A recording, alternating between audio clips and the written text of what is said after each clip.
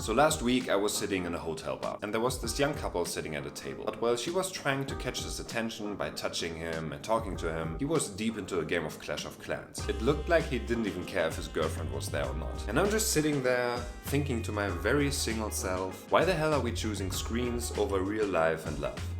Let's have a look at it. Hey, my name's Julian and on my channel I talk about how to create a better life, learn new things, and about my own personal development journey. The story that I just told you made me research the topic a little bit more. And I found a recent study from 2023 that had a look at how mobile games worked the attention center of the brain. And what they found out is that games, and mobile games in particular, make you very alert and very focused. Now, while heightened alertness and focus sound like positives, which they are in many contexts, they also shape our expectations and habits in a way we might not recognize.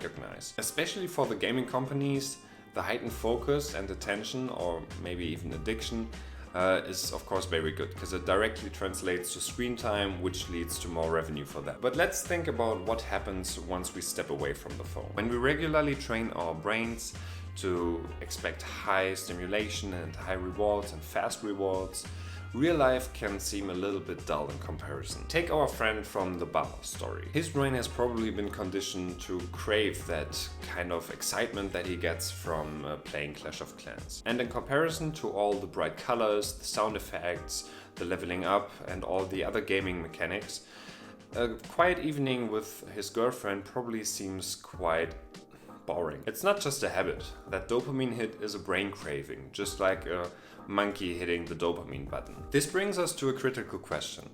Are we willingly sacrificing meaningful relationships for short-term digital gratifications? Now, when I was still gaming, I know that I had huge cravings for video games, and that all throughout school I just wanted to get home and play video games. Because when I was playing, I knew I had a path to follow, I had levels to reach, I had things to unlock, all those things that kind of were missing in my normal life. And it was one of the few activities that really made me feel good. But what I didn't realize back then was that the only reason I wasn't feeling good in all the real life activities was gaming in the first place. And it took me years after high school to realize that gaming wasn't giving me anything. It was just taking more than it could give me. It took my discipline, which I didn't have a lot at the time, my attention, my self-worth, and so much time. It even played a major role in a breakup I had, because I was gaming all the time and felt like shit because of it, and was somehow turning it in a way to make my girlfriend the scapegoat for all of that. So yeah. Gaming did a lot to me.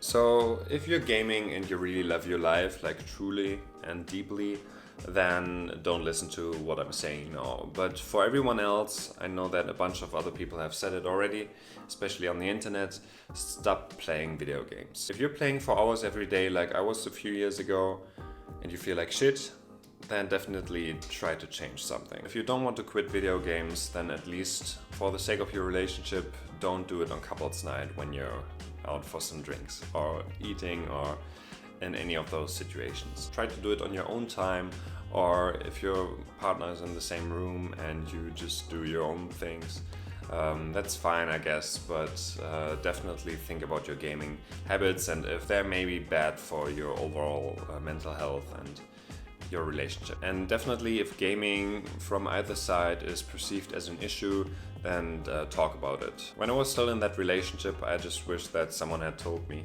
about my misbehaviors. I don't know if I would have listened, but you just need someone that tells you about your bad habits, because it takes a lot of time to see it for yourself, and often also maybe a change of scenery. For me, it was moving away from that town I was living in then and getting to a new place or an old place that really helped me and really resetted my brain a little bit. And that's what I would advise you to if you have severe problems at least. But since I've gone through all that video game relationship struggle, I really don't want you to do the same or to live through the same. So try to stop. Maybe I'll make a video on that in the future. So let's wrap it up. If gaming dominates your life and sucks out all the energy out of you, then consider cutting back and see what changes. And to that young couple in the bar, especially the guy, I hope you realize what you're missing before it's too late. And to his girlfriend, if he doesn't change, you deserve someone who's truly there in every sense. Bye.